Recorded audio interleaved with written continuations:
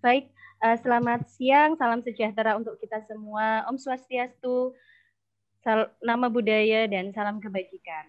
Baik, hari ini SMA Trimurti Surabaya bekerja sama dengan Departemen Sosiologi Fakultas Ilmu Sosial dan Ilmu Politik Universitas Erlangga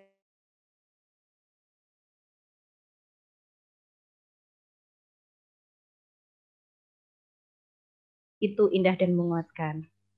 Terima kasih saya sampaikan kepada para panitia dan para panitia yang sudah mempersiapkan kegiatan webinar sosiologi pada hari ini, dan saya ucapkan terima kasih yang sebesar-besarnya kepada para peserta didik dan peserta umum yang telah hadir dalam kegiatan webinar sosiologi pada hari ini, pada hari Rabu tanggal 14 Oktober 2020 pukul 11 siang. Kami kegiatan webinar sosiologi ini live di YouTube SMA Trimurti, juga melalui webinar dari link Zoom yang sudah kami bagikan. Begitu. Untuk mempersingkat waktu, saya akan membacakan susunan acara webinar sosiologi. Pertama akan melakukan pembukaan kegiatan webinar sosiologi dengan menyanyikan lagu Indonesia Raya. Kedua, akan ada sambutan dari Kepala Sekolah SMA Trimurti Surabaya dengan Bapak Syarif Andri Setiawan, Sarjana Komputer. Lalu akan dilanjutkan dengan kegiatan webinar inti, diskusi dan sharing dengan dua narasumber handal kita, dengan narasumber dengan Bu Tuti Budi Rahayu, juga dengan Ibu Wiwi Afifah. Lalu akan dilanjutkan dengan sesi tanya jawab, closing statement, dan akan dilakukan penutupan beserta melakukan kegiatan foto bersama. Baik, untuk kegiatan selanjutnya adalah kegiatan pembukaan. Mari kita buka kegiatan webinar sosiologi ini dengan menyanyikan lagu Indonesia Raya.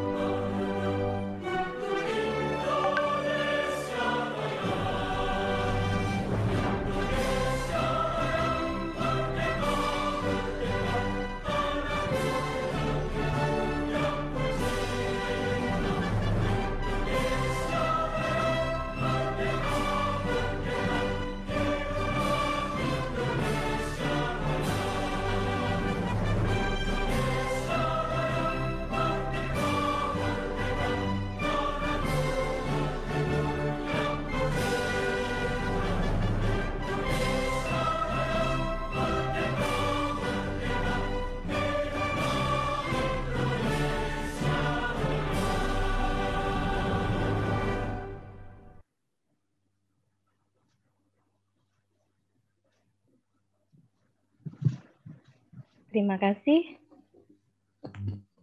Mengikuti kegiatan selanjutnya yaitu sambutan Kepala Sekolah.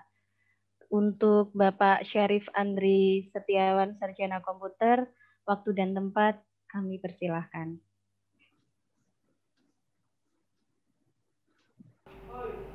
Selamat siang, Assalamualaikum warahmatullahi wabarakatuh. Salam sejahtera untuk kita semua. kepada seluruh peserta webinar SMA Trimurti untuk mata pelajaran sosiologi kali ini. Saya ucapkan terima kasih untuk Ibu Tuti dan Ibu Wiwi selaku narasumber. Terima kasih atas kesediaannya untuk memberi ilmu tambahan bagi kita semua. Untuk anak-anakku yang kami banggakan, silakan disimak baik-baik untuk webinar ini. Karena segala macam pengetahuan tambahan akan bermanfaat untuk kalian di masa depan. Kemudian apabila kalian ada pertanyaan, jangan sungkan-sungkan untuk bertanya. Silakan kalian gali sebanyak-banyaknya. Mudah-mudahan segala kegiatan yang kita laksanakan hari ini dapat bermanfaat untuk kita semua. Webinar sosiologi ini adalah salah satu dari rangkaian banyak webinar yang dilaksanakan SMA Trimurti untuk kalian peserta didik dan untuk umum, karena SMA Trimurti berkomitmen untuk ikut mencerdaskan kehidupan bangsa. Demikian saya akhiri, terima kasih. Assalamualaikum warahmatullahi wabarakatuh. Baik, terima kasih saya sampaikan kepada Bapak Syarif. Untuk informasi kepada para peserta didik dan pada para peserta umum webinar sosiologi pada siang hari ini, silahkan untuk mengisi form absensi yang akan dibagikan di kolom chat. Untuk para peserta didik, maka silakan mengisi link presensi sesuai untuk peserta didik, dan kepada para peserta umum, silakan untuk mengisi form absensi yang sesuai untuk form presensi webinar untuk peserta umum. Baik, mengikuti kegiatan selanjutnya yaitu kegiatan inti kita pada hari ini tentang kita akan belajar, akan mendapatkan ilmu banyak dari kedua narasumber kita kali ini dengan tema masyarakat multikultural itu indah dan menguatkan. Baik, Indonesia merupakan negara yang kaya akan kebudayaan dan disebut dengan negara yang menganut masyarakat multikultural, di mana Indonesia memiliki banyak beragam budaya, banyak beragam bahasa, banyak beragam adat istiadat yang berbeda-beda. Saya yakin saya, kamu, dia, kita, semua, mereka pasti memiliki latar belakang kebudayaan yang berbeda. Maka dari itu, pada sesi pertama ini kita akan belajar banyak kepada narasumber, yaitu Dr. Tuti Budi Rahayu, Dokteranda MA, dengan materi masyarakat multikultural dan dilematikanya. Sebelum masuk kepada materi, saya akan memperkenalkan terlebih dahulu melalui kurikulum vitae-nya.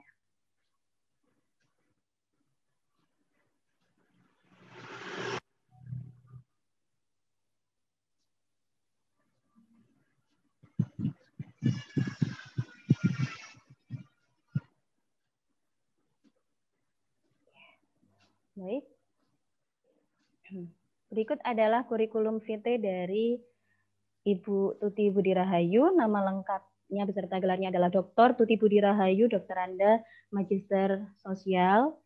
Kemudian posisi beliau saat ini adalah sebagai dosen di Departemen Sosiologi Fakultas Ilmu Sosial dan Ilmu Politik Universitas Airlangga. Tugas tambahan beliau sekarang ini merupakan Wakil Dekan 2 FISIP Universitas Airlangga untuk periode 2015 sampai 2020. Alamat rumah beliau di Sidosermo, berikut sudah ada di situ nomor telepon dan HP-nya beserta alamat emailnya. Untuk kantornya beliau saat ini karena beliau dosen, maka alamat kantornya berada di kampus Universitas Airlangga kampus B. Gitu. Untuk latar belakang pendidikan Bu Tuti, S1-nya beliau mengambil jurusan sosiologi di Universitas Airlangga pada tahun 1991, kemudian S2-nya beliau mengambil jurusan sosiologi juga di Universitas Indonesia. Dilanjut untuk studi S3-nya, beliau mengambil jurusan sosiologi juga pada Universitas Gadjah Mada. penghargaan beliau berikut. Yang pertama adalah prize pada kompetisi penulisan proposal Poverty Research Competition putaran pertama di tahun 2004. Kemudian yang kedua adalah tahun 2009 beliau mendapatkan tanda kehormatan Satya Lencana Karya Satya dari Presiden Republik Indonesia. Kemudian di tahun 2015 mendapatkan penghargaan lagi tanda kehormatan Satya Lencana Karya Satya pada tahun 20 tahun diberikan oleh Presiden Republik Indonesia. Keanggotaan organisasi beliau saat ini adalah yang pertama beliau tergabung dalam Ikatan Sosiologi Indonesia, kemudian beliau tergabung dalam Pusat Studi Gender dan Anak Universitas Erlangga. Yang ketiga, beliau tergabung dalam Asosiasi Pusat Studi Wanita atau Gender dan Anak Indonesia. Yang keempat, beliau tergabung dalam Pusat Kajian Pembangunan dan Pengelolaan Konflik DISIP Universitas Erlangga. Sebenarnya kalau melihat kurikulum vitae-nya Bu Tuti ini amat sangat banyak sekali, betapa banyaknya pengabdian masyarakat yang beliau lakukan, kemudian betapa banyaknya prestasi juga yang sudah beliau lakukan. Kemudian beliau juga aktif menulis di banyak beberapa media cetak juga. Jadi kalau misalkan saya tulis kurikulum vitae-nya di sini mungkin panjang kalau saya akan menceritakan gitu ya Bu ya. Tapi memang beliau ini termasuk termasuk dosen favorit saya dulu ketika kuliah. Dan salah satu yang memotivasi saya masih teringat waktu itu saya termotivasi untuk menjadi guru sosiologi itu karena saya mengikuti mata kuliah beliau yaitu sosiologi pendidikan. Baik, untuk waktu dan tempat saya persilahkan kepada Bu Tuti. Monggo Bu. Ya, terima kasih Mbak Anin. Ini view saya posisinya seperti ini apa bagaimana Mbak? Galeri speaker view ya, sih sudah posisi speaker view nih ya Mbak ya. Posisi saya, oke ya. Ya. Terima kasih banyak Mbak Anin. Saya juga mengucapkan terima kasih kepada Kepala Sekolah SMA Trimurti atas kesempatan yang diberikan kepada saya untuk bisa bergabung atau bisa merangkul teman-teman di SMA Trimurti karena ini adalah bagian dari kegiatan pengabdian masyarakat yang berkaitan dengan keilmuan saya.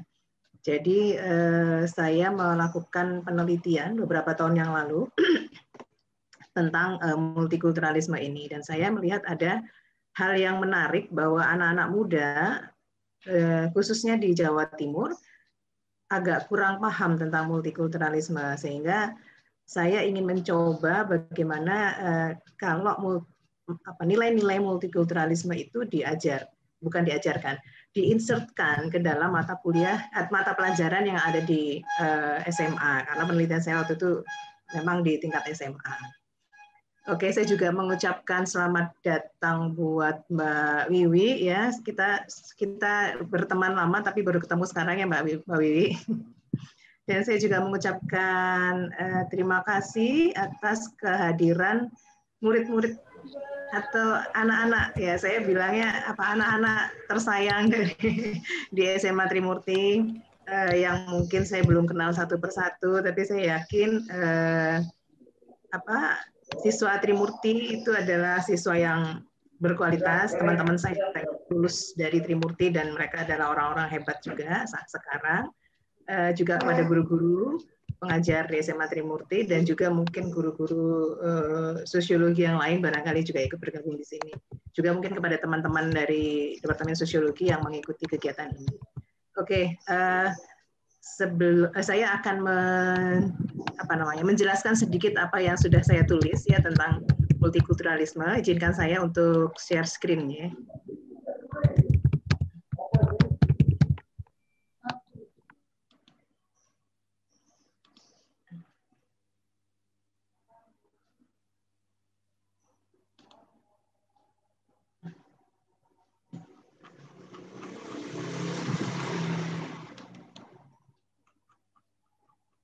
Sebentar ya Mbak, ini agak lemot ini. Oke.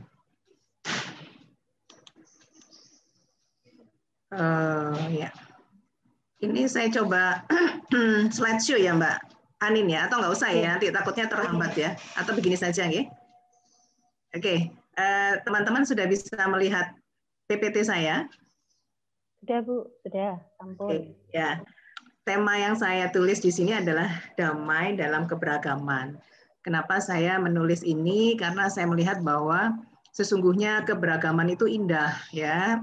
Mbak Anin juga sudah mengatakan bahwa multikulturalisme itu indah, gitu ya. Tetapi keindahan dari keberagaman itu nampaknya sempat tertutup, gitu ya, sempat tertutup atau mungkin ditutupi sehingga kita tidak bisa melihat keindahan itu. Nah, di sini kita juga bisa mengatakan bahwa masyarakat yang beragam itu adalah sesuatu yang sangat indah sebetulnya. Tetapi kenapa ada dilema? Nah, judulnya kan masyarakat multikultural dan dilematikanya. Ya, coba kita bahas secara lebih detail gitu ya. Kalau kita lihat ini, ada bunga yang berwarna-warni, tapi ada juga bunga yang hanya satu macam gitu ya. Semuanya bagus sebetulnya, semuanya bagus, bunga dengan satu macam warna bagus, akan lebih bagus juga ternyata ketika kita kumpulkan bunga dengan berbagai macam warna. Nah, ini saya katakan bahwa dalam keberagaman kita akan menemukan keindahan. Nah, dalam hidup bermasyarakat pun kondisi yang beragam itu banyak, tetapi kondisi yang seragam itu juga banyak. Tetapi kondisi yang seragam nampaknya atau mungkin ya tidak banyak memunculkan persoalan. Kenapa demikian? Yang namanya seragam ya udah sama semua ya, nggak ada bedanya. Kalau mau ada bedanya nanti menimbulkan persoalan. Nah itu. Oleh karena itu keberagaman itu terkadang dapat memicu masalah dan konflik sosial. Kita tahu kenapa demikian atau teman-teman tahu kira-kira kenapa orang yang beragam itu kok justru banyak masalah gitu ya? Atau dalam masyarakat yang beragam banyak masalah. Itu dalam studi-studi sosiologi nanti Anda banyak belajar tentang itu, ya. Nah, sebagai pembelajar sosiologi, realitas sosial tentang keseragaman atau homogenitas dan keberagaman atau heterogenitas itu akan selalu ada dan jadi suatu fenomena sosial. Dan itu akan Anda pelajari ketika kita belajar tentang diversity, bicara tentang diferensiasi, diskriminasi, pun juga bicara tentang multikultural. Nah, sekarang kita lebih spesifik lagi bicara tentang keragaman dalam konteks sosiologis dan antropologis ya, karena kita mempelajari juga antropologi.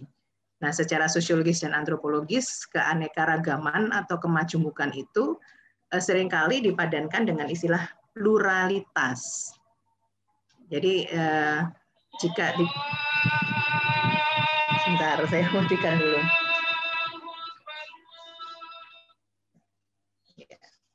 Jika dikaitkan dengan kemajumukan atau keanekaragaman budaya, maka kondisi itu bisa juga disebut dengan multikulturalitas. Ya. Jadi antara pluralitas dan multikulturalitas itu kadang-kadang dipakai secara bersama-sama atau bergantian. Ya.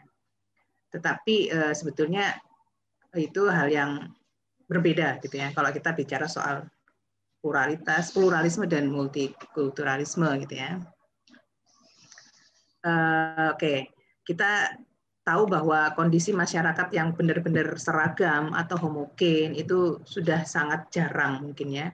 Kalaupun ada, itu biasanya ada di masyarakat yang tertutup dalam lingkup kecil ya, dan mereka kadang tidak bersedia menerima masuknya kelompok masyarakat lain yang berbeda. Nah, seandainya dalam masa sekarang pada saat ini kita bicara kondisi yang homogen atau ingin menjadikan kelompok masyarakat itu homogen, itu saya rasa kita berpikir setback, berpikir ke belakang gitu ya.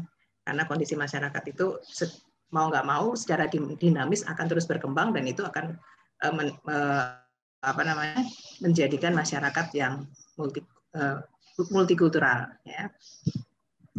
Nah, konsep masyarakat majemuk atau plural seringkali dibicarakan bersama-sama dengan konsep masyarakat multikultural karena sama-sama menggambarkan keanekaragaman sosial dan kebudayaan. Tapi ketika kita sudah menambahkan kata isme di belakang masing-masing gitu ya. Imbuhanisme di belakang kata itu, jadi pluralisme, multikulturalisme, maka artinya akan berbeda. Kalau pluralisme itu suatu pemahaman atau cara pandang tentang keanekaragaman yang menekankan pada entitas perbedaan. Jadi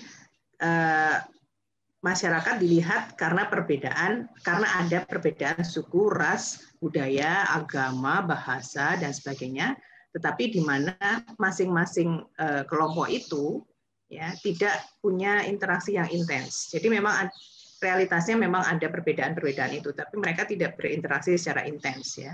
Tetapi mereka tinggal atau berdampingan dalam suatu wilayah, dalam suatu negara, atau kesatuan politik gitu ya. Di sini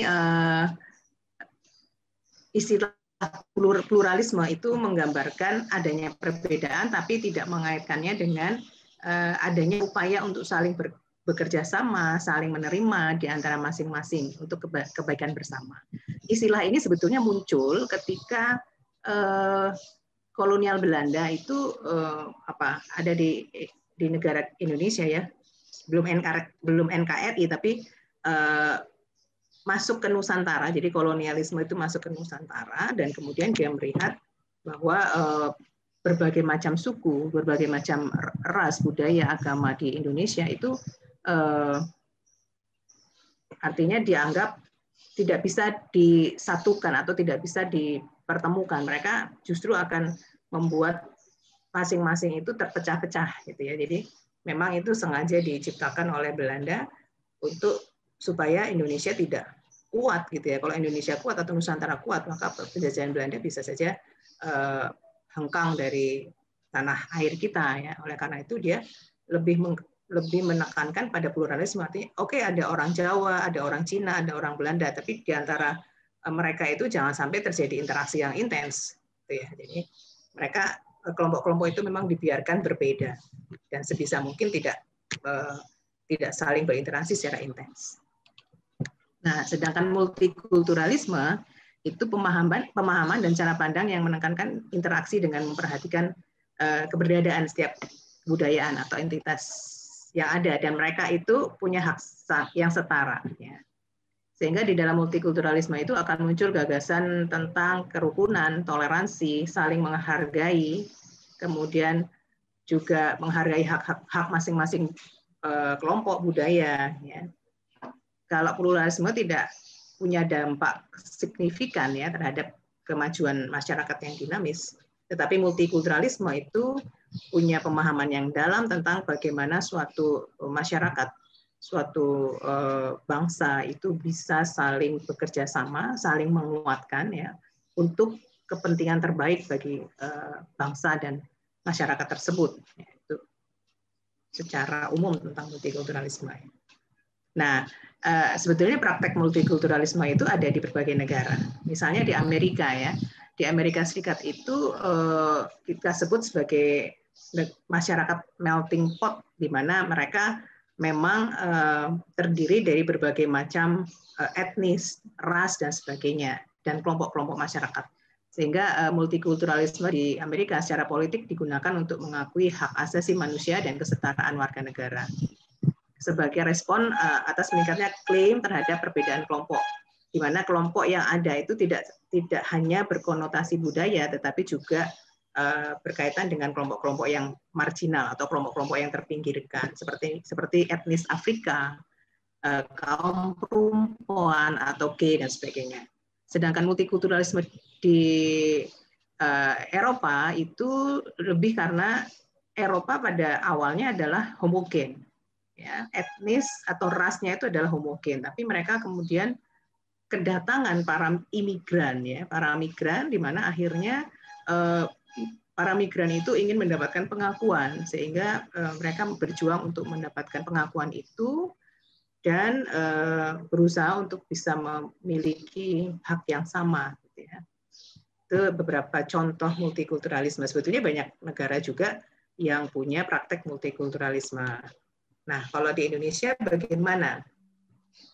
Apakah praktek multikulturalisme itu sudah berjalan dengan baik? Padahal kita punya banyak sekali ragam suku bangsa, ada 1.340 suku bangsa. Pulau yang kita miliki itu sangat banyak, 17.800 pulau, sedangkan bahasanya pun juga 525 bahasa dan dialek. Agamanya itu juga tidak hanya agama resmi yang ditetapkan oleh negara gitu ya, tapi juga banyak agama-agama atau kepercayaan-kepercayaan yang lain, filsafat hidup masyarakatnya juga. Nah, itu bagaimana praktek multikulturalismenya. Seringkali kita melihat konflik yang terjadi dengan keragaman itu, ya. Dan mungkin pada masa lalu gitu ya, masyarakat Indonesia itu cenderung mengalami penyeragaman. Artinya tidak mengakui keberagaman, tapi berusaha untuk diseragamkan. Atau dalam istilah sosiologisnya ini adalah rekayasa asimilasi, di mana kelompok masyarakat minoritas yang menginginkan pengakuan dan eksistensinya, tapi seringkali identitas mereka dikamburkan. Ya.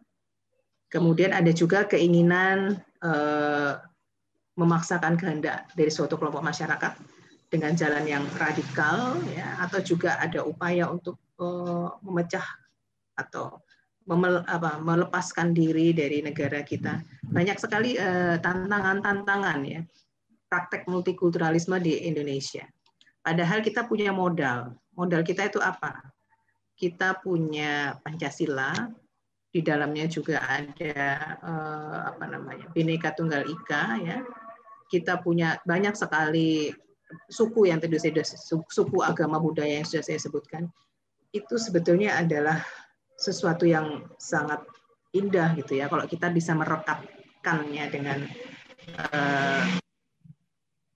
kekuatan dan tujuan yang sama gitu. Jadi kalau bicara soal Pancasila, nanti Anda juga belajar adik-adik atau murid-murid ini bisa belajar tentang Pancasila, tetapi barangkali penerapan Pancasila dalam kehidupan sehari-hari itu mungkin abstrak ya.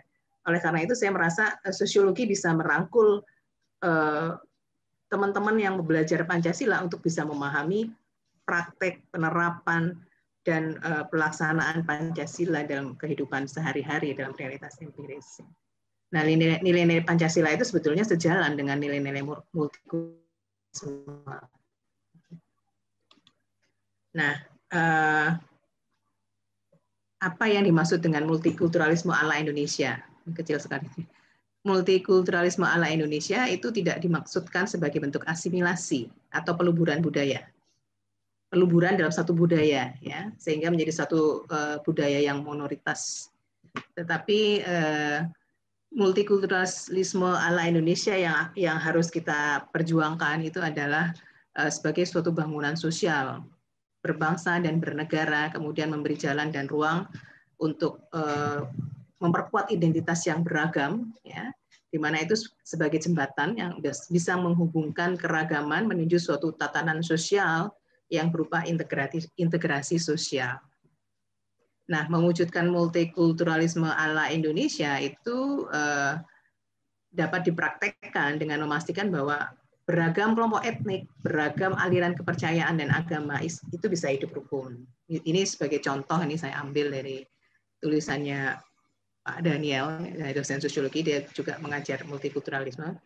Mengandaikan jika etnik Pidi di Aceh, kemudian Minang, Sunda, Jawa, Cina, Bali, yang beragama Islam, yang beragama Hindu, Konghucu, Buddha, Kristen, Katolik, atau yang beraliran kepercayaan Pangestu, Sunda Wiwite, dan sebagainya, itu mampu hidup berdampingan secara damai dan bisa saling kerjasama, berpartisipasi, mewujudkan negara dan bangsa Indonesia yang kuat, gitu ya.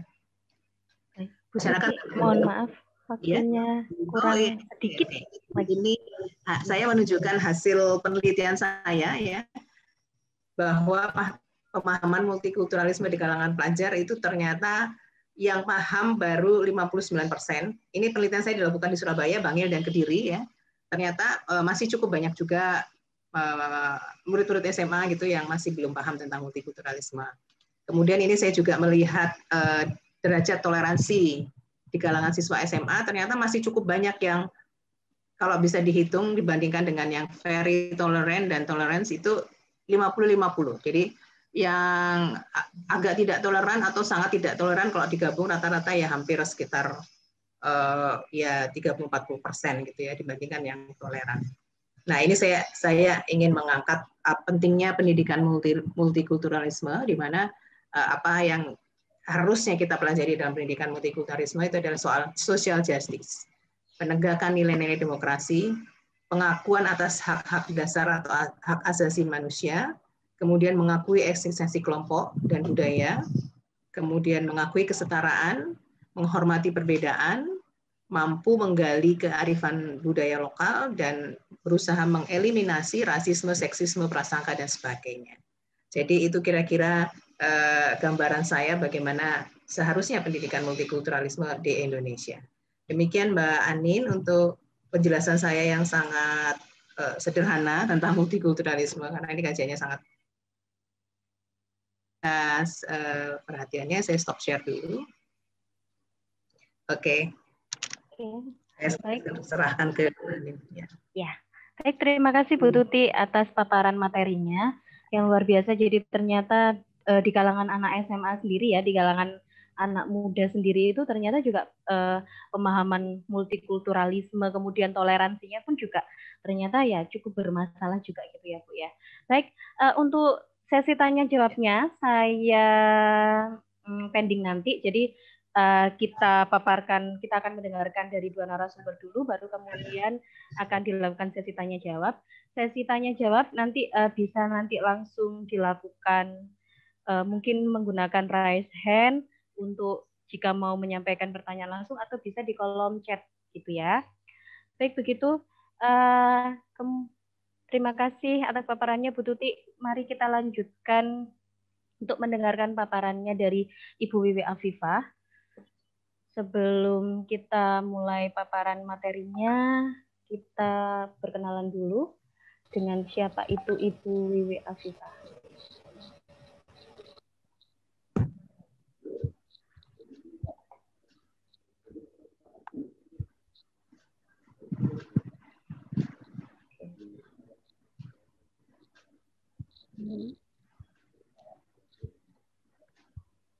Halo.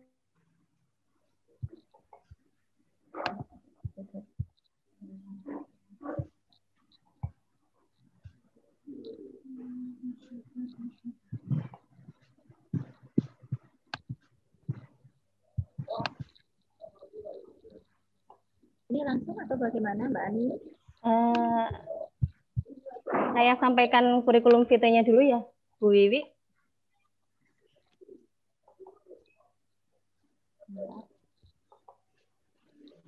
Oke, baik. Berikut adalah kurikulum vitae dari Ibu Wiwi Afifah. Nama lengkap beliau adalah Wiwi Afifah, sarjana perikanan, sarjana hukum, dan magister hukum. Beliau lahir di Lumajang 5 November 1982. Beliau saat ini adalah dosen di Fakultas Hukum Universitas 17 Agustus Surabaya.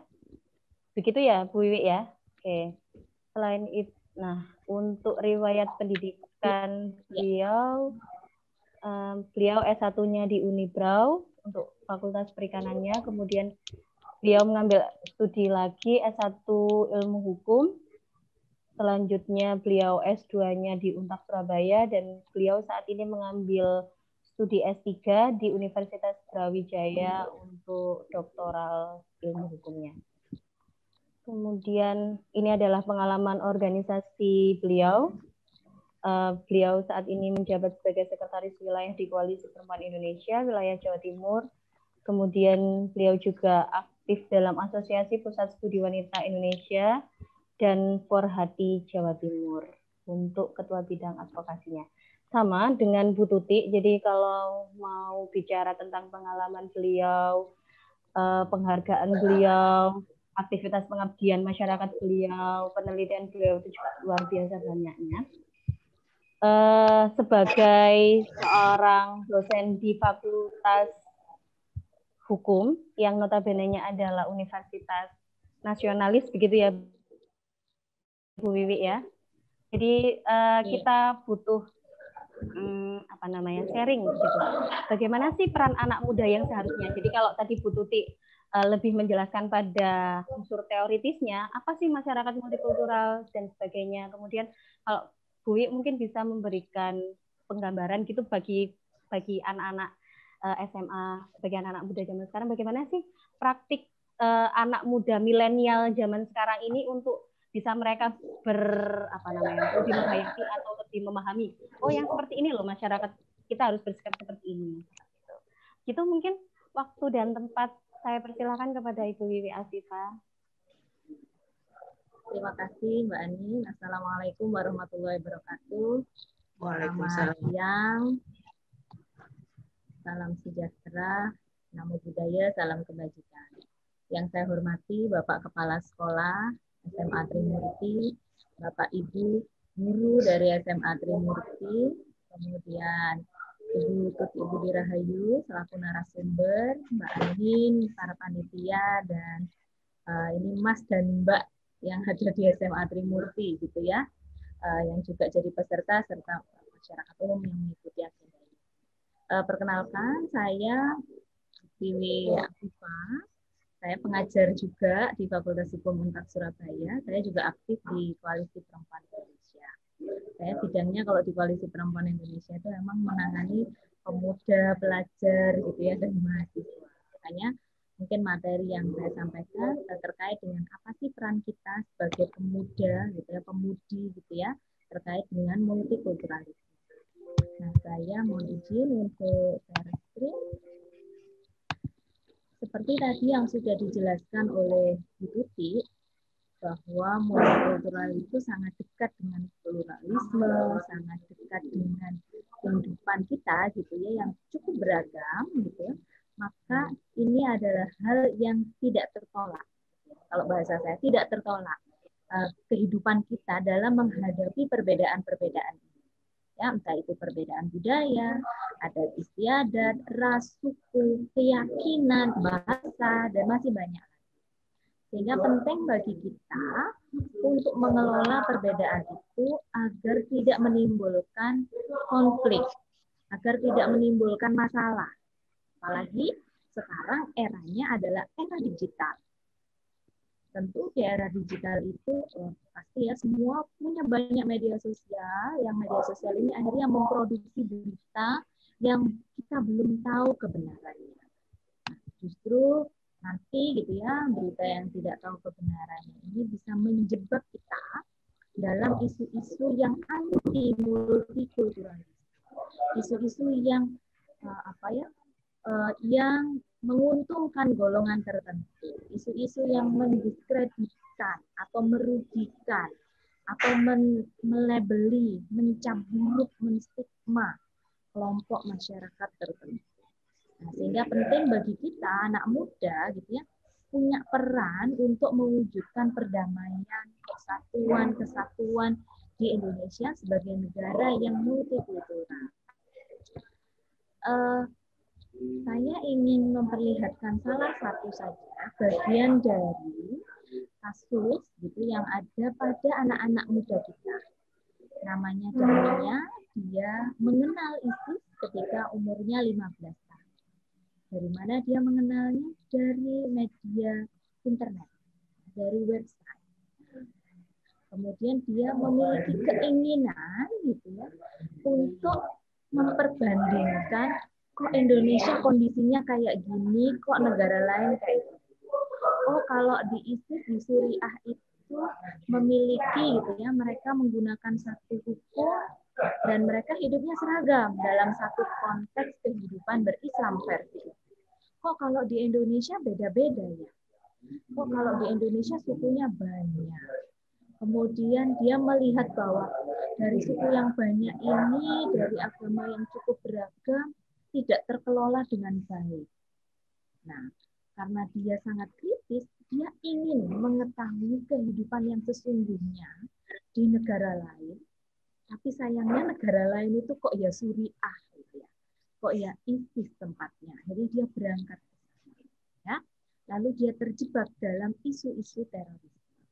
Jadi bila kita anti gitu ya terhadap keberagaman, multikultur gitu, ternyata salah satunya mampu menjebak kita pada ekstremisme. Tidak hanya kecintaan pada satu hal, misalnya pada suku yang kemudian membawa ini misalkan ya pada kondisi dia yang sangat ekstrim, tapi juga ada isu-isu baru gitu ya yang saling beririsan, saling terkait dengan multikultural. Salah satunya adalah terkait dengan terorisme.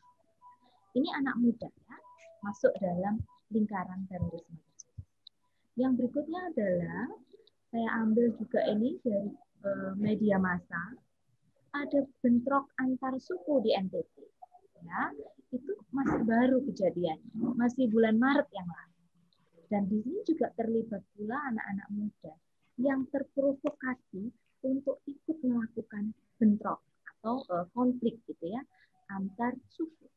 Nah, sedangkan kita mengetahui Indonesia itu sukunya itu lebih dari 100 suku. Jadi sudah sangat banyak sekali suku yang ada di Indonesia dan itu tadi ya.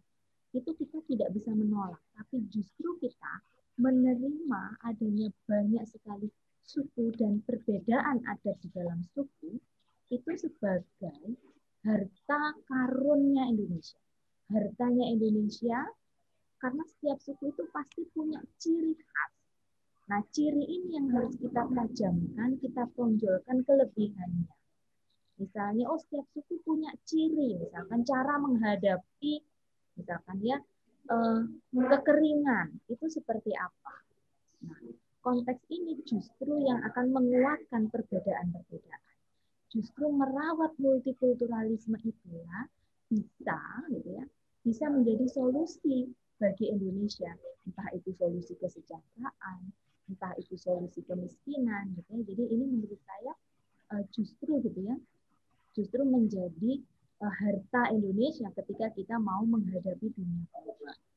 Saya yakin nanti Bu Tuti pasti ke depan juga punya kajian-kajian ini ya, bagaimana multikultur itu bisa ini ya mencegah misalkan kemiskinan atau mempertahankan kesejahteraan dari sisi ketajaman atau kelebihan-kelebihan masing-masing suku, misalnya dari sisi kesukuan.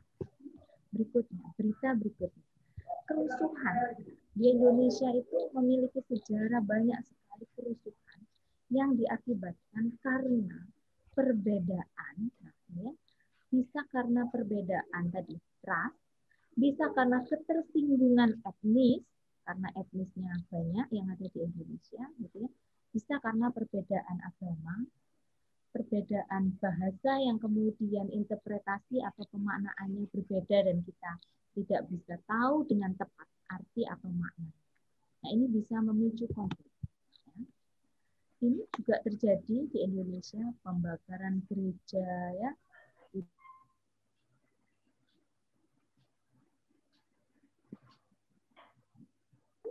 Sampai tahun 2020. Cukup banyak sekali problem yang dihadapi. Nah, termasuk ini ya, menghina etnis Papua, ada mahasiswa ikut bergerak. Jadi cukup banyak sekali problem yang ada di Indonesia terkait dengan multikulturalisme. Jadi kalau tadi dipaparkan kelebihannya, ini mungkin kita bisa tahu sekarang hal buruk apa ya yang terjadi kalau kemudian perbedaan-perbedaan itu tidak kita sikapi dengan nilai-nilai untuk saling menghargai, nilai-nilai saling menghormati. Nah, bentuknya apa sih nilai-nilai itu? Apakah misalnya kita harus diam saja atau kita cukup mendengarkan atau seperti apa? Nah, sebenarnya praktek-praktek terhadap penghargaan multikulturalisme itu menjadi sangat penting gitu dengan diwujudkan dalam praktek sehari-hari. Nanti saya mau cerita prakteknya kayak apa gitu ya untuk anak muda. Saya mau masuk dulu kenapa sih gitu ya masalah-masalah itu bisa terjadi. Akarnya karena kita tidak mau melakukan penghargaan terhadap sebuah perbedaan. Bahkan mungkin gitu ya, selama ini kita tidak menyadari bahwa perbedaan itu cukup banyak dan ada di antara kita. Kalau dulu itu banyak sekali perayaan di setiap 17 Agustus, setiap sekolah diminta untuk perform bagaimana keragaman yang ada di Indonesia, menunjukkan adat istiadat dan perbedaan itu. Nah, mungkin ini sekarang tidak banyak terjadi ya model atau karnaval merayakan perbedaan adat, merayakan perbedaan suku dan lain-lain. Menurut saya ini menjadi penting untuk digaungkan kembali gitu ya, untuk mengenalkan perbedaan. Jadi perbedaan itu harus kita kenali, dan pada titik tertentu kita harus tahu pada posisi apa sih persamaan itu ada. Oh, kita sama-sama orang Indonesia, kita sama-sama menginginkan perdamaian. Maka setiap perbedaan itu tidak jadi alasan untuk menyulut kita memiliki problem dengan suku, problem dengan bahasa, dengan misalnya, ya, saya kasih contoh tadi. Misalnya orang-orang sering melabeli gitu ya, kok orang Madura itu ada di mana-mana, atau melabeli orang Batak itu kasar, atau melabeli orang Dayak itu keras. Ini labeling yang terjadi pada perbedaan suku. Nah, ini yang harus kita minimalisir. Kenapa? Karena tidak bisa kita memberi stigma, melabelkan itu pada kesukuannya. Bisa jadi itu karena sifat atau sikap orang atau salah satu orang. Nah, ini menurut saya menjadi penting untuk memberikan titik poin bahwa kita berbeda. Itu bukan karena konteks, hanya karena sukunya, tapi masing-masing orangnya juga akan berbeda. Sehingga perlu kita melakukan tadi praktek menghargai dan menghormati. Berikutnya adalah itu terjadi karena egois, karena ingin menunjukkan dirinya lebih baik. Padahal gitu ya, menunjukkan lebih baik itu harusnya dengan prestasi. Jadi tidak dengan berkonflik atau menjajah atau tadi ya mendiskreditkan. Kemudian kenapa problem-problem itu terjadi? Karena mudah diprovokasi. Ini biasanya anak muda. Misalnya, apa kamu terima? Misalkan kamu sebagai orang, misalkan Lamongan, gitu. Kamu sebagai orang Lamongan terima nggak dibilang seperti ini? Gitu. Itu upaya memprovokasi, gitu ya. Ini yang harus disikapi biasanya dengan tadi ya, jangan mudah terprovokasi, lihat dulu, saring dulu informasinya, beritanya, gitu ya, agar kita tidak terjerat dalam tadi masalah yang kemudian menjadi basis kekerasan. Nah, kenapa itu terjadi? Karena banyak yang tidak menjalankan nilai-nilai keberagaman. Ini semua sebenarnya ada di nilai-nilai Pancasila. Karena ya keberagaman budaya, agama, dan lain-lain itu hal yang ada di Indonesia mulai Indonesia sebelum merdeka. Bagaimana ada pedagang India masuk, bagaimana itu menjadi pengaruh terhadap kebudayaan gitu ya, Indonesia. Kemudian ada pedagang dari Cina masuk, bagaimana ini berpengaruh terhadap budaya di Indonesia. Lalu masuk pula misalkan dari negara-negara Arab masuk budaya ya dari sana. Jadi ada cukup banyak gitu ya menjadi keberagaman di Indonesia. Nah, ini justru harus kita pertahankan. Dampak apabila kita terjebak dalam masalah-masalah yang muncul gitu ketika ada masalah-masalah multikultur, pasti ada kekerasan ya. Nanti memunculkan korban kekerasan, tawuran, konflik, kerusakan fasilitas, dendam gitu ya, atau ya dendam bahasanya ya. Jadi problem yang tidak pernah diselesaikan itu memunculkan dendam. Itu biasanya tidak hanya pada tingkatan orang tua tapi sampai anaknya, ya, lingkungannya gitu ya. Kemudian stigma pada pelaku dan korban, ketidakpercayaan publik pada kelompok tertentu gitu ya, karena stigma itu tadi ya, melabeli kalau orang misalnya orang Cina begini gitu, keturunan etnis Cina begini yang ada di Indonesia, ini orang nggak percaya, padahal tidak semuanya gitu ya.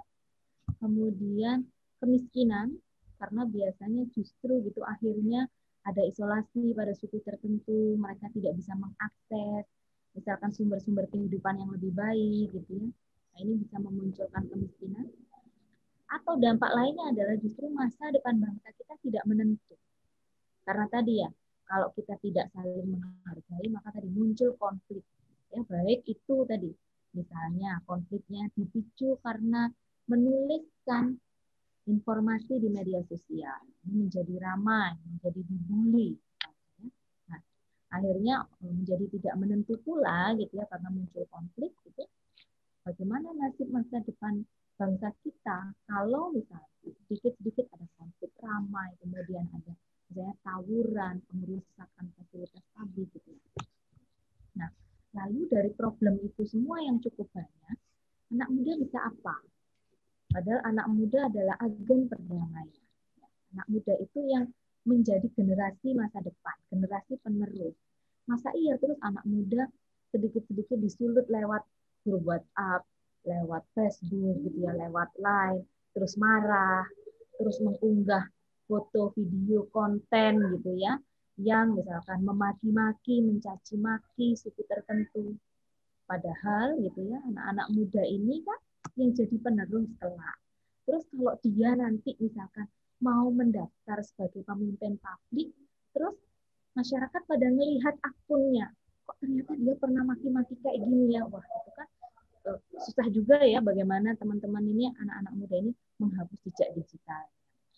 Makanya dari sekarang men-set up gitu ya, men-set up diri kita sebagai anak muda untuk bisa berperilaku yang menghargai, menjalankan penghormatan terhadap perbedaan. Dengan cara apa? Menjadi agen perdamaian. Gimana caranya agar kita bisa menyebarkan perdamaian? Ya. Yang pertama belajar dulu. Apa sih perdamaian itu? Gitu ya. Kenapa perdamaian itu penting? Itu mesti yang harus kita lakukan.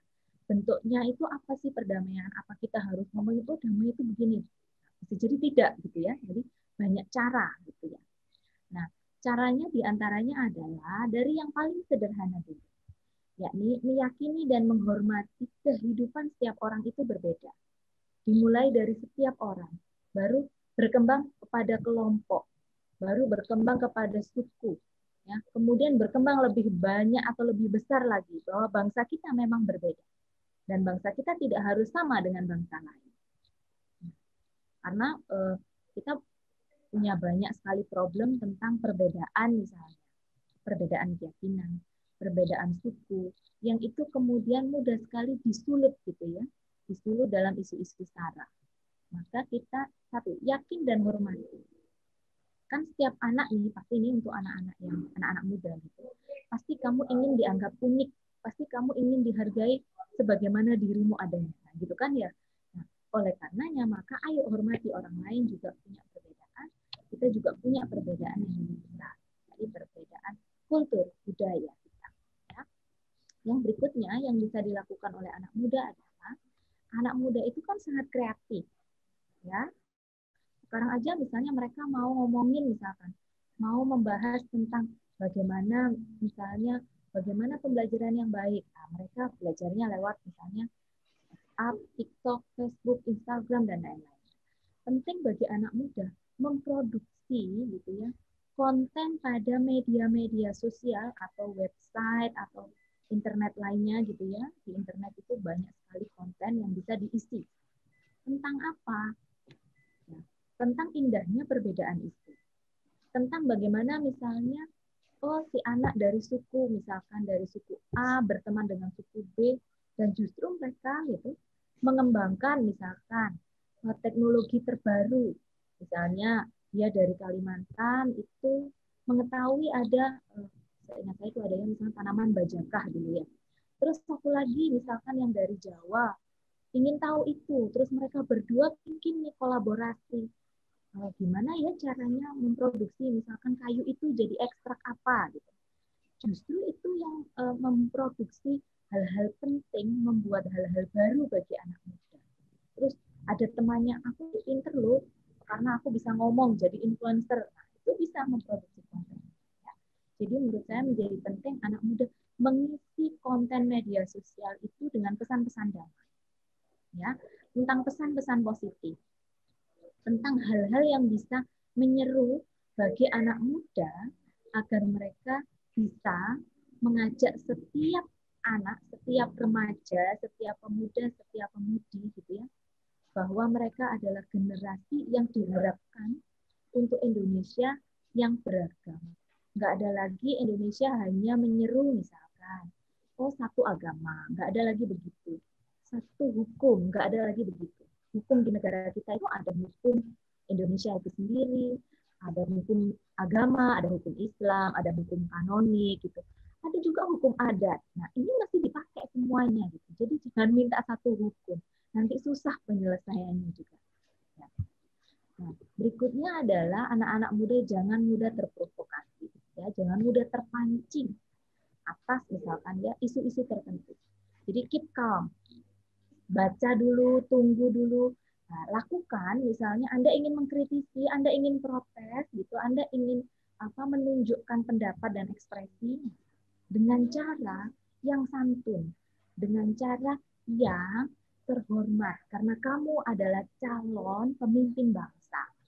Besok-besok kalau orang nge-track media sosialmu, kok dia pernah kayak gini, ngeri juga kan. Nah, makanya menurut saya menjadi penting anak muda untuk tidak terprovokasi, bikin yang bagus. Berikutnya adalah ikuti banyak forum untuk menambah wawasan, teman gitu ya, menambah pengalaman gitu, terkait dengan isu-isu keberagaman, isu-isu multikultur, isu-isu perdamaian yang bermanfaat bagi anak muda.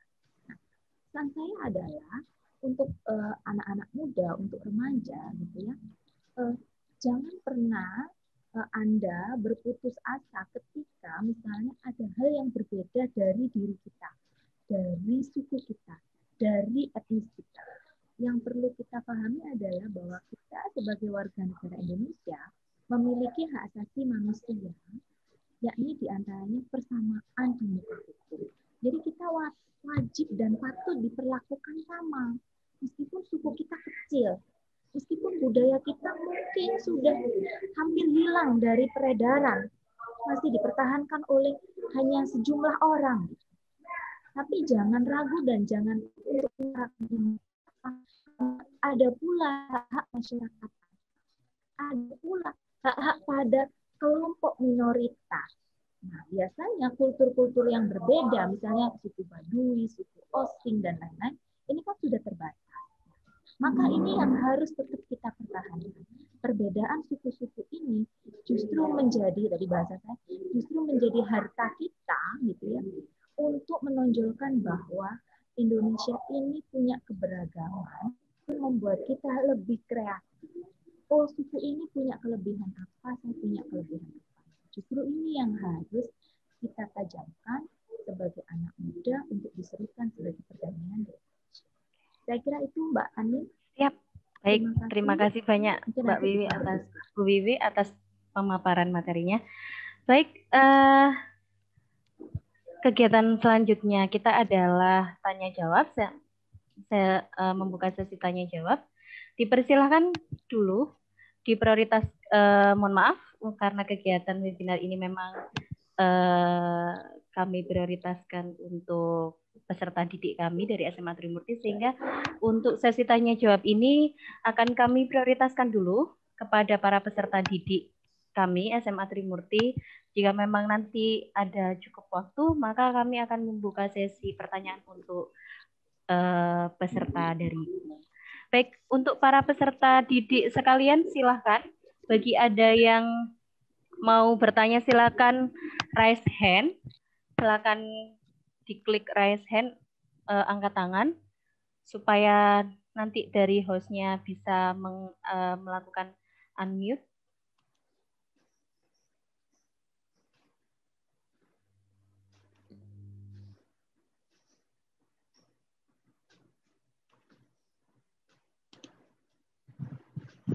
Adakah?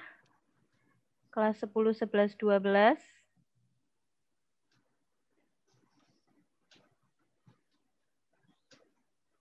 Silakan.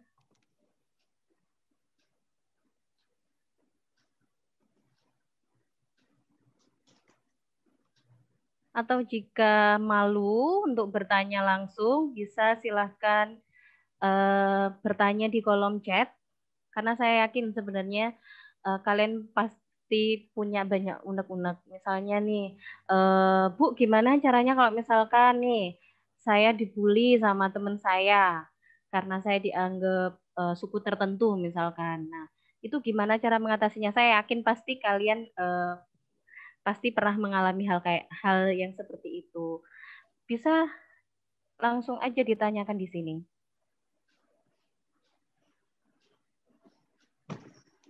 Mungkin bisa Panggil Mbak satu-satu. Takutnya nih Mbak dipasang ininya tapi nggak tahu kemana. Sama dengan mahasiswa saya. Panggil. Nah,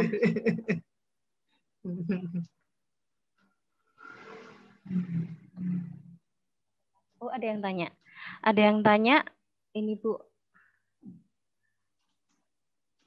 Silah. Sudah. Siapa? Alisa. Iya, Alisa Bu, dari saya mau 11 S ya. Oke, silakan Alisa. Minta tolong ya. hostnya kalau misalnya ini. kita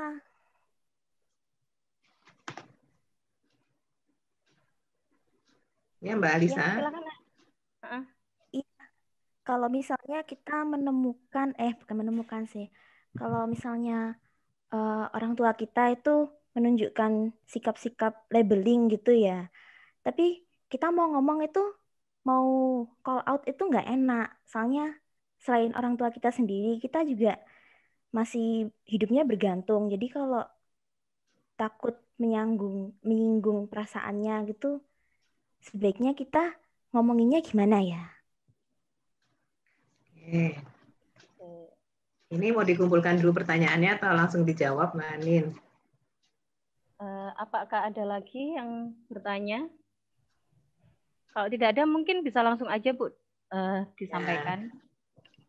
Nanti bisa bergantian ya Mbak Wiwi. Saya coba menjawab pertanyaannya Mbak Alisa.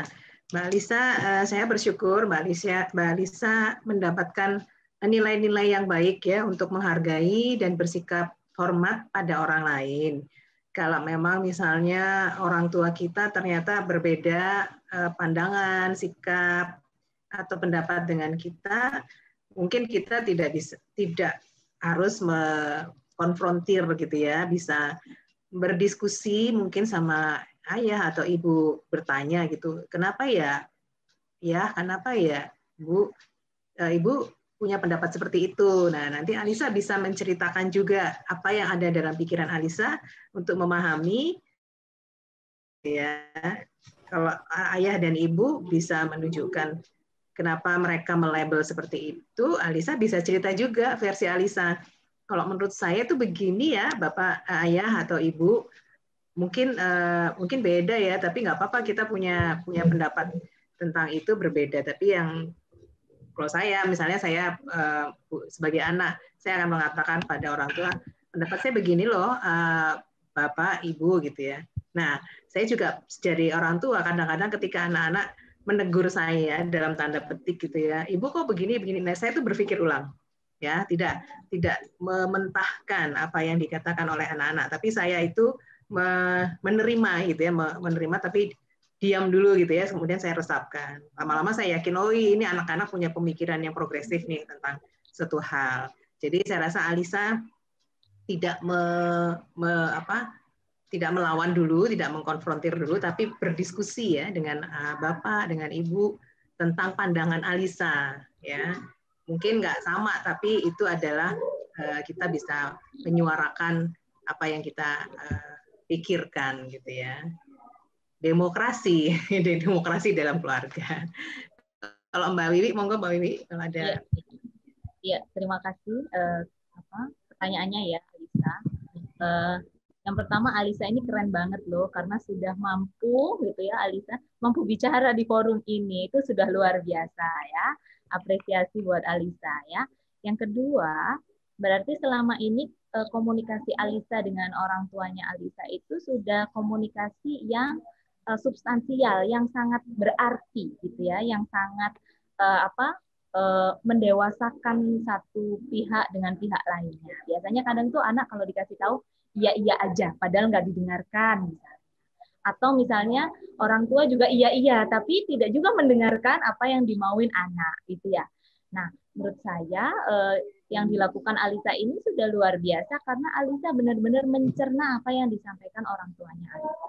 Nah, saya juga berharap begitu ya kepada teman-temannya Alisa. Yang dilakukan Alisa adalah pahami betul sebenarnya apa yang dimaksud oleh orang tuanya Alisa. Dan kita juga harus bisa memahami orang tua kita, kalau sekarang itu kan ada generasi Z, generasi X, dan lain-lain ya. Nah, orang tua kita ini masuk generasi yang kapan? Apakah ketika orang tua kita membuat pernyataan atau menyampaikan suatu hal itu, gitu ya, itu murni karena pemikiran orang tua kita atau karena pengaruh yang lainnya. Oh, misalnya karena misalkan habis dapat ceramah tentang atau diskusi tentang apa atau materi apa, maka orang tua kita berpernyataan tertentu gitu. Nah, itu kita juga harus mengetahui.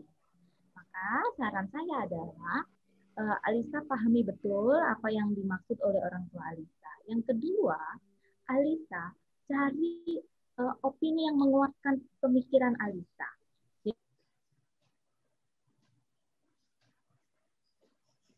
Enggak yang punya pendapat sama dengan saya. Kenapa alasan Alisa dan cari tahu alasan.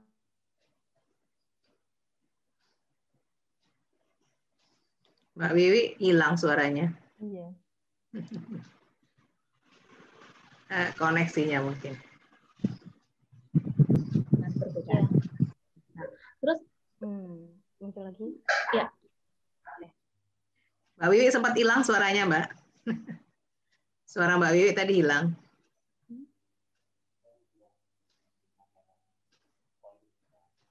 Ada.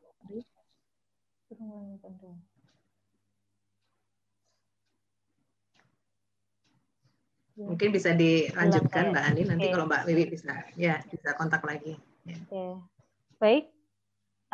Untuk pertanyaan kedua, dipersilahkan. Oh ya, ini ada kolom chat dari Daniel Wicaksono. Nah, dari Daniel Wicaksono, mohon maaf Bapak Ibu panitia atau pembicara, nama saya Daniel Wicaksono, pengajar sosiologi juga. Oh, ini saya kenal ini Bu. Mahasiswa saya ini, juga. Iya, alumni Bu. Angkatan saya kan ini Bu. Selamat siang. Oke. Tema ini sangat menarik untuk diajarkan ke anak didik di setiap sekolah, apalagi tantangan zaman di era milenial ini untuk kemudian bisa diajarkan ke siswa-siswa di sekolah Surabaya. Mungkin materinya bisa di-share di grup MGMP Sosiologi Surabaya. Mohon izin ya Bu, nanti akan saya. Selamat siang Ibu Tuti, apa kabar? Selamat siang Mas Daniel, baik. Sekarang di SMA mana Mas ngajarnya? Di SMA Petra 1 Ibu. Oh, sip. Oke, ya bisa Mas. Nanti kita bisa kolaborasi juga untuk pengembangan materi multikulturalisme sama Mbak Anin ya Mbak Anin. Iya siap Bu. Sehat-sehat ya Bu. Terima kasih Mas Daniel. Ya. Baik. Oke, kita lanjutkan untuk sesi tanya jawabnya. Ega. Oke, Ega. Permisi sebelumnya, saya Ega dari kelas 12 IPS 2 ingin bertanya. Cara menghadapi keanekaragaman kelompok sosial dalam masyarakat multikultural itu bagaimana ya, Bu? Nah, ini Wakil Ketua OSIS, Bu, yang bertanya. Oh, hebat. Iya, mana ya wajahnya Mbak Ega, bisa nggak dimunculkan? Mas, Bu. Hah? Mas, Ega. Mas, sorry. Mas Ega. Oh iya, Ega Bagas. Mana Mas Ega? Mas Ega Bagas mana ya? Ditampilkan ya, Nak, videonya. Iya, pengen kenalan wajahnya. Mbak Wiwi tadi sempat terputus suaranya. Mbak Wiwi. Mas Ega mana ya, Mas Ega? Apa memang nggak bisa itu videonya dimuncul? Oh, ini dia Mas Ega. Bisa, Bu. Oke, Mas Ega. Terima kasih itu pertanyaannya. Ya. Sangat inspiratif pertanyaannya ya. Bagaimana menghadapi keanekaragaman kelompok sosial dalam masyarakat multikultural. Tadi di bagian akhir dari PPT saya yang paling akhir, saya memberikan beberapa catatan bahwa multikulturalisme itu memang terus-menerus harus kita pelajari ya, harus kita dalami dan pada ujungnya itu harus kita praktekkan gitu ya. Nah, cara menghargai atau cara menghadapi keanekaragaman itu pertama kita menghormati. Kita hormati bermacam-macam kelompok itu ya. Meskipun mungkin kita merasa kok beda ya dia ya. Ya, misalnya Mas Ega dari suku apa, Mas? Orang tuanya dari mana? Jawa atau mana? Mas Jawa Ega? Semua, Bu. Jawa semua. Ya. Mungkin ketika Mas Ega pergi ke Papua gitu ya, Mas Ega kaget. Padahal Papua kan masuk Indonesia ya, Mas Ega. orang Papua kok gitu ya. Nah, ya memang itu alamiah, bukan alamiah, itu bagian dari pengalaman kita ya. Kita punya stock of knowledge, punya apa namanya, punya banyak pengetahuan tentang kehidupannya. Tapi ketika kita masuk ke Papua, kita punya pengetahuan baru tentang orang Papua. Nah, kita tidak bisa menggunakan cara berpikir kita ya untuk bisa menerima orang Papua dengan cara berpikir kita. Artinya kita harus belajar orang Papua itu seperti apa, bagaimana mereka hidup, kenapa mereka melakukan ritual-ritual semacam itu. Kalau kita bisa mempelajari dengan baik dan kita bisa menerima apa yang mereka miliki, nah itu salah satu contoh kita bisa menghadapi keanekaragaman itu. Jadi ada penghormatan, ya, ada penghargaan, gitu ya, ada pengakuan. Kemudian kita juga toleran terhadap apa yang mereka lakukan. Tentu saja sesuatu yang kita toleran pada hal-hal yang positif ya. Kalau misalnya ada sesuatu yang mungkin itu dianggap negatif, kita telusuri dulu kenapa mereka melakukan itu. Apakah itu bagian dari kultur mereka gitu ya. Tidak serta-merta kita bisa mengubah yang mungkin kita anggap negatif buat kita, buat mereka belum tentu itu negatif. Jadi kita menghargai dulu, menerima perbedaan itu dulu, dan kemudian kita bisa dialogkan. Memang di dalam nilai-nilai multikulturalisme di dalamnya juga ada demokrasi ya, kita berdemokrasi, kita bisa menerima perbedaan, dan pada akhirnya kita bisa merumuskan itu menjadi suatu kesepakatan bersama. Itu yang kira-kira cara menghadapi keanekaragaman kelompok sosial ya. Monggo Mbak Wiwi kalau ada tambahan ya. Ya, saya tambahkan tadi yang untuk pertanyaan pertama tadi ya, pahami maksud dari orang tua, kemudian cek kondisi orang tua gitu ya, seperti apa. Jadi waktu ketika anak-anak atau kita mau menyampaikan kepada orang tua itu sudah pada waktu yang tepat juga gitu ya. Jangan pulang kerja terus kita tadi ya mau menyampaikan pendapat kita yang berbeda gitu, jangan ya. Baru yang ketiga bicara dengan sopan, dan yang terakhir adalah ajak untuk mendialogkan. Itu yang ketiga. Jadi saat kita menyampaikan ke orang tua, yang paling penting adalah boleh nggak ini kita dialogkan, kita diskusikan, kita obrolkan, Bu atau Pak, gitu ya. Jadi justru kita boleh sebagai anak-anak itu membuka ruang untuk berdiskusi. Kalau orang tua kita tidak mengajak kita berdiskusi, itu perlu kita biasakan ya di rumah. Nah, pertanyaan kedua gitu tadi tentang cara menghadapi multikultur. Yang pertama adalah kita terima dulu perbedaan itu. Apapun perbedaannya diterima dulu. Ya, karena tadi kita dilahirkan juga tidak sama. Kita hidup dalam ribuan suku, pulau berbeda dan lain. Terima dulu perbedaannya. Lalu yang kedua adalah kita tetap jadi diri sendiri. Kalau kita orang Jawa, maka misalkan Mas siapa tadi, Mas Dea tadi, orang Jawa ya sudah ya Mas Ega tadi, nah tetap jadi diri sendiri dulu. Tadi kalau dikasih contoh ke Papua gitu ya sama Bu Tuti gitu ya. Nah, tetap jadilah diri sendiri, tapi tadi dengan catatan terima perbedaan orang lain. Yang kedua adalah sesuaikan dengan adat budaya. Kalau misalnya sedang ada di tempat lain atau banyak sekali misalnya orang dengan suku lain yang datang ke tempat kita gitu, kita harus saling menyesuaikan adat budaya. Jadi misalnya, kalau mereka biasanya misalkan punya adat, taruhlah gitu ya, menaruh kalau misalnya seperti di Bali itu seperti sesajen dan seterusnya, ya sudah hormati, sesuaikan. Jangan terus disapu, dihilangkan gitu ya, karena misalnya kita bertetangga gitu, jangan. Karena itu kan penghormatan mereka terhadap leluhurnya, gitu ya. Ya, itu kan keyakinan dia. Misalnya, di keyakinan saya nggak boleh begitu. Oke, itu kan keyakinan kamu, tapi keyakinan orang kan beda. Jadi sama-sama hormati, gitu ya. Jadi saling menyesuaikan saja. Toh itu tidak mengganggu, toh itu bukan perbuatan yang mencelakakan. Jadi tetaplah jadi diri sendiri, wujud penghormatannya harus dijalankan tadi. Jadi ya sudah hormati, jalankan seperti biasa. Gitu. Nah, yang keempat adalah lakukan dialog. Ya, itu menunjukkan rasa ketertarikan kita terhadap perbedaan itu. Kenapa sih kok ada begitu, di tempat lain nggak ada? Kenapa ini seperti ini? Kenapa di sana begitu? Nah, menurut saya itu penting untuk didialogkan. Selain didialogkan, saya yakin setiap kita punya kebutuhan yang sama.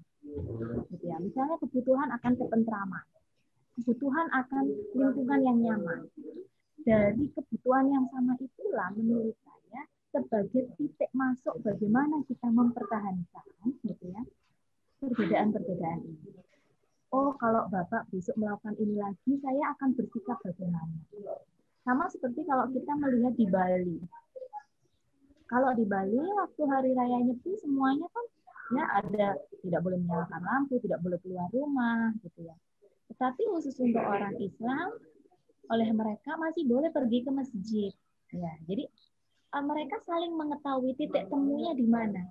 Oh, ketentraman, oh menjalankan agama. Masing-masing menjalankan ibadah agama. Nah, ini menurut saya hal yang bisa kita lakukan. Ya. Jadi, terima perbedaan, tetap jadi diri sendiri, saling menyesuaikan adat budaya, dan tadi ya, mana yang tidak mencelakakan, yang tidak menjadi perbuatan pidana, nah itu yang tetap kita jalankan. Buat dialog, didialogkan, dan cari kebutuhan yang sama sebagai pintu masuk perdamaian di dalam multikultur. Saya kira itu, silakan Mbak Ani. Baik, terima kasih Bu Wiwi atas sharingnya dan juga Bu Tuti. Karena waktu kita untuk sesi tanya jawab sudah habis, maka saya persilahkan kepada dua narasumber saya, Bu Tuti dan Bu Wiwi, untuk memberikan closing statement-nya mengenai masyarakat multikultural itu indah dan menguatkan. Dipersilakan. Mbak Wiwi dulu gantian ya yang ngomong. Boleh. Di akhir sesi ini yang ingin saya sampaikan adalah Indonesia dibangun dari beragam suku, budaya, adat, dan agama.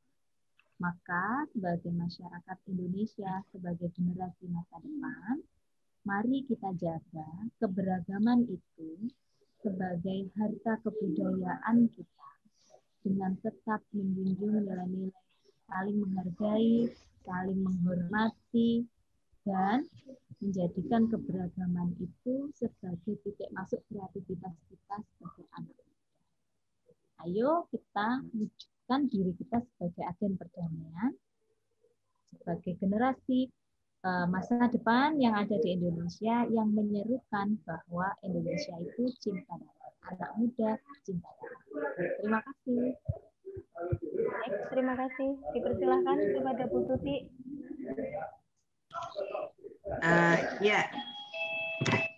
Terima kasih Mbak Anin untuk yang terakhir closing ceremony. Saya rasa kegiatan kita masih akan terus berlanjut ya Mbak Anin, karena ini ada proyek-proyek yang bisa dikerjakan oleh siswa Trimurti.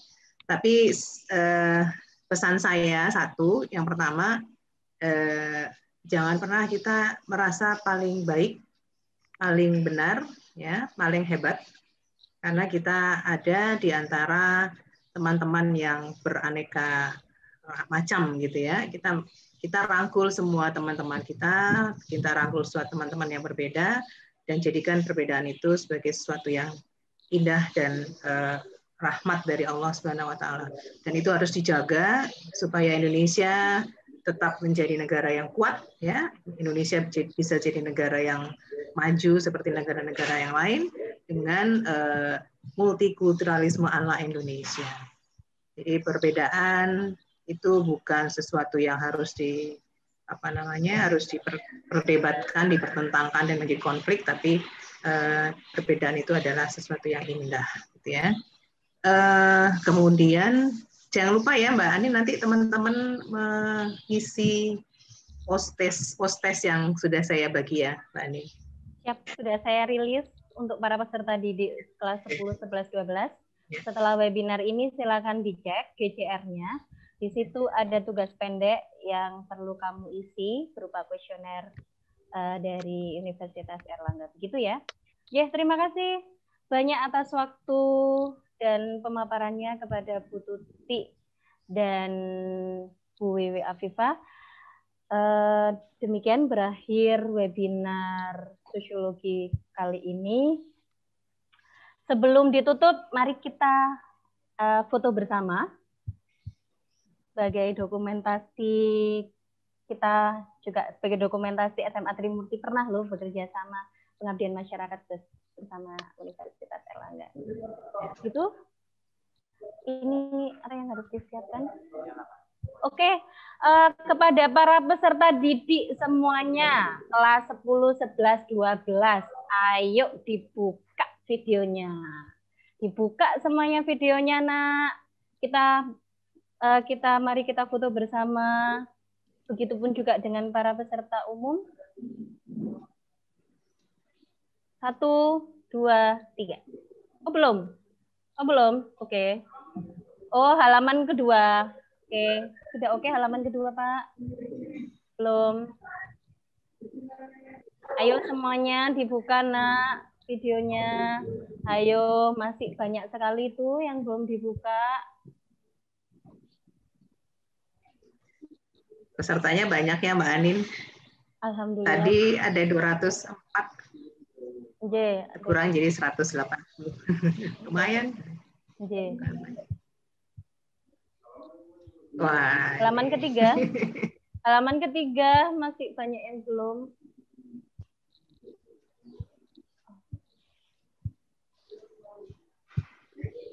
Ayo semuanya dinyalakan videonya. Anak-anakku semuanya. Wajah-wajah cantik dan gantengnya, yuk dikeluarkan semua, yuk ditunjukkan.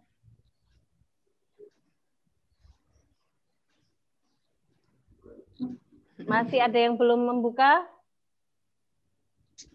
Informasinya dari Pak Nawi nih. Masih banyak yang belum membuka. Ayo dibuka, Nak. Kelas 12 IPS ini, kata Pak Nawi nih, banyak yang belum membuka videonya. Kenapa ini? Ayo. Mbak Anin, ada Pak Darso ya di sini. Oh, ada Pak Darso. Selamat datang, Pak Darso. Ngapunten nggih, Pak.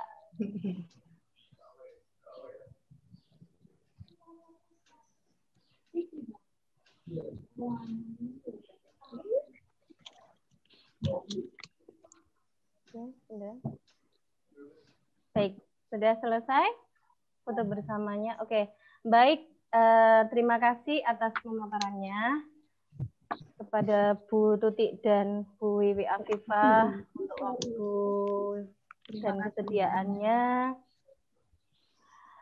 Jadi pemuda adalah agen perdamaian, begitu ya. Jadi kita semua adalah agen perdamaian. Jadi mari kita percaya diri dengan kita yang berbeda. Mari kita saling menghargai perbedaan yang ada di antara kita semua. Karena tidak ada manusia yang sama secara keseluruhan, sangat mustahil dan tidak mungkin ada. Jadi mari kita hargai keberagaman itu. Baik, terima kasih sekian untuk webinar kali ini. Saya mohon maaf apabila saya selaku MC, moderator, dan panitia dari webinar sosiologi kali ini, apabila ada salah kata dan perbuatan selama proses webinar ini, saya mohon maaf yang sebesar-besarnya. Terima kasih untuk kedatangan dan partisipasi semuanya.